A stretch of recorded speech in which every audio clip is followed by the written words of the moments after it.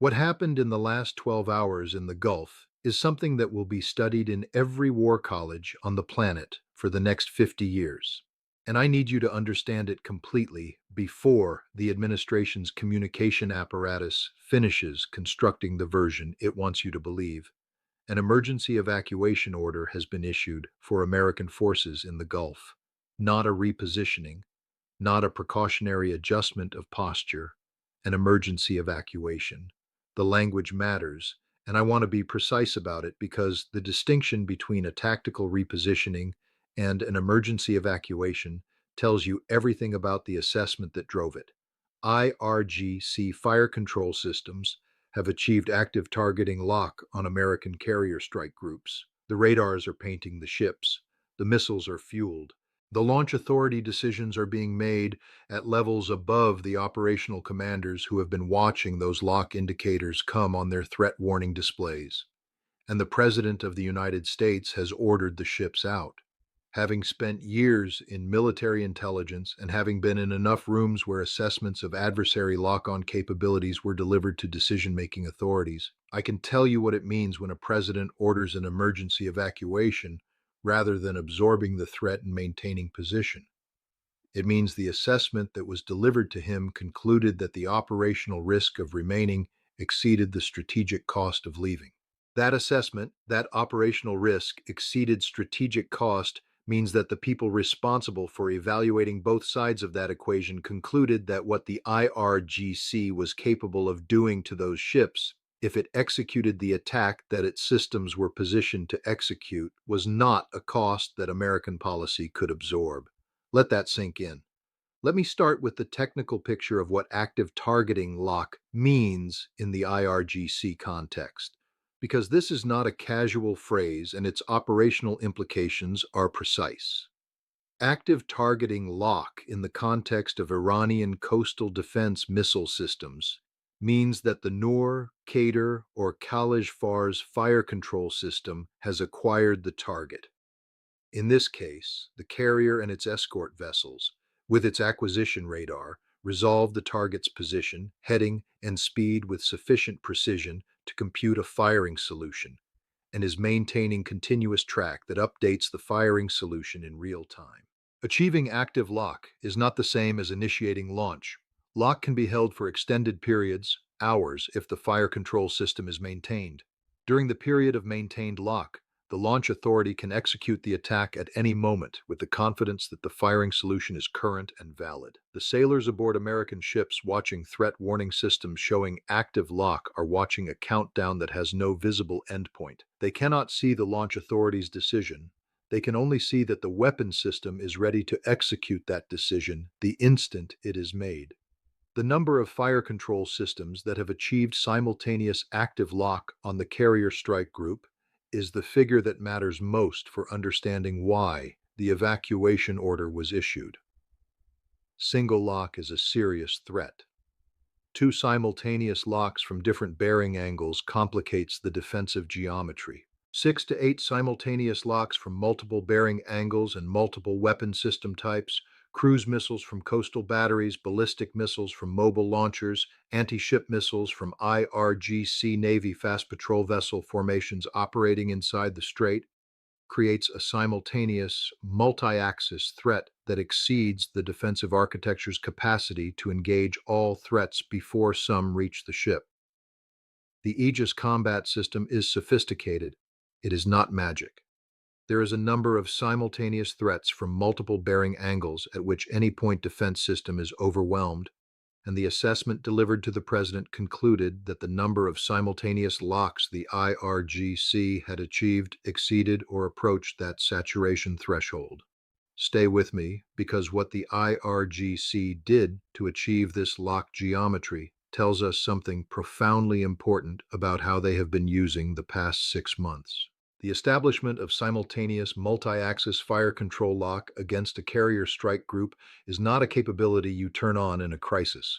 It is the operational expression of a targeting architecture that was built, exercised, and refined over an extended preparatory period.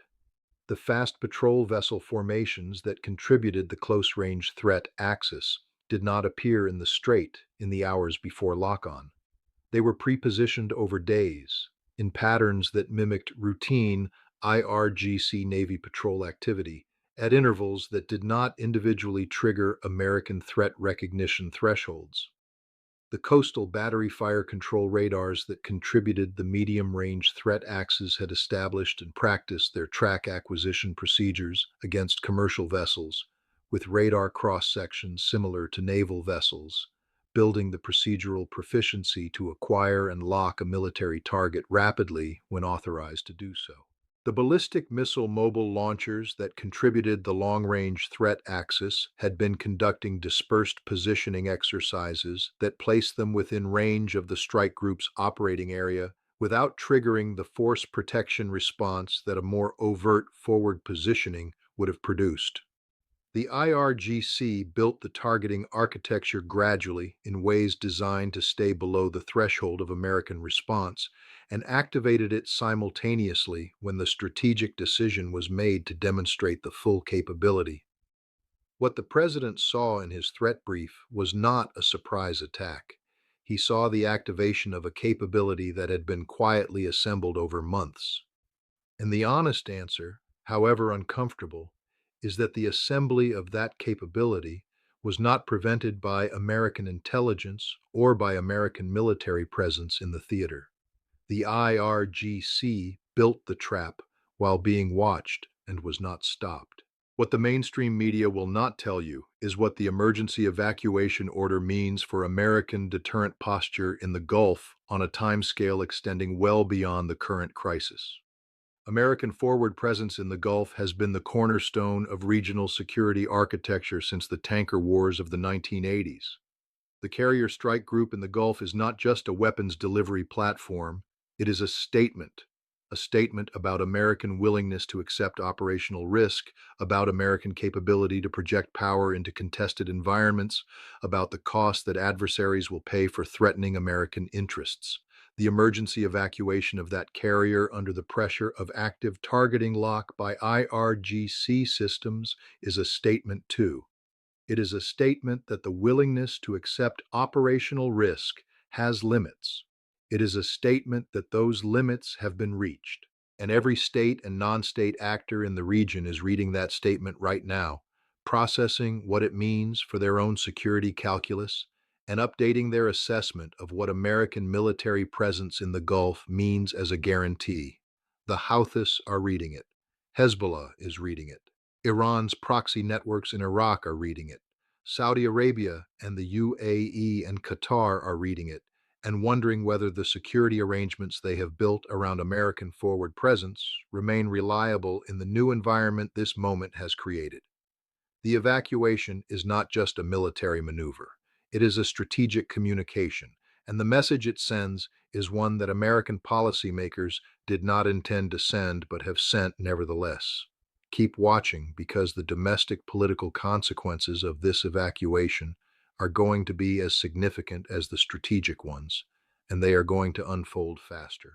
A president who orders an emergency evacuation of American forces from a theater under enemy targeting lock is a president who has to answer for a strategic posture that produced that situation. The questions that will be asked in the next briefing, in the next press conference, in the next congressional hearing, go to the root of how American military presence in the Gulf was managed and how the decision to deploy and maintain that presence was assessed against the threat environment that was actually developing. The answers to those questions do not reflect well on the assessments and decisions of the past 18 months, and the political management of those answers will consume enormous bandwidth in an administration that simultaneously has to manage the actual strategic crisis that the evacuation has created. I have watched this pattern play out in previous administrations. The political pressure to minimize the strategic significance of a military setback produces messaging that is inconsistent with the operational reality. The operational reality, observed by the officers who lived it, eventually contradicts the messaging. The gap between official messaging and operational reality corrodes the credibility of the entire strategic communication apparatus, and the credibility loss compounds every subsequent communication about the region, about Iranian capability, about American resolve. The administration will manage the immediate political fallout. The long-term credibility cost will be harder to manage. Before we go any further, I need you to understand where this goes from here, because the emergency evacuation is not an end state, it is a transition point. The withdrawal of American carrier power from the Gulf under pressure creates a military vacuum that Iranian planners have been strategically preparing to exploit for years. The question of what fills that vacuum, whether American forces return quickly with a different posture and different escalation management strategy, whether Gulf state partners attempt to fill it with their own limited capabilities, or whether it remains unfilled while diplomatic processes attempt to create a new equilibrium, will determine the trajectory of this conflict for years. None of the options is clean. The return of American forces requires a credible answer to the threat environment that just forced their departure. The reliance on Gulf state partners involves assets and command relationships that have never been tested at this scale. The diplomatic pathway requires Iranian participation in a negotiation while they are in the strongest relative position they have occupied in the theater in decades. Decisions being made right now as we speak, in rooms where I am not present but which I have spent my career trying to understand, will set the trajectory. The window for the best available outcome, not a good outcome. There are no good outcomes in the immediate aftermath of an emergency evacuation from the Gulf to Ritter, is closing with every hour that passes. What happens in the coming days will echo not just in the Gulf, but in every theater where American military presence functions as the primary instrument of deterrence against adversaries who are watching this moment and updating their assumptions about American willingness to accept the operational costs of forward presence under threat. The next 72 hours will determine more than most people watching this understand.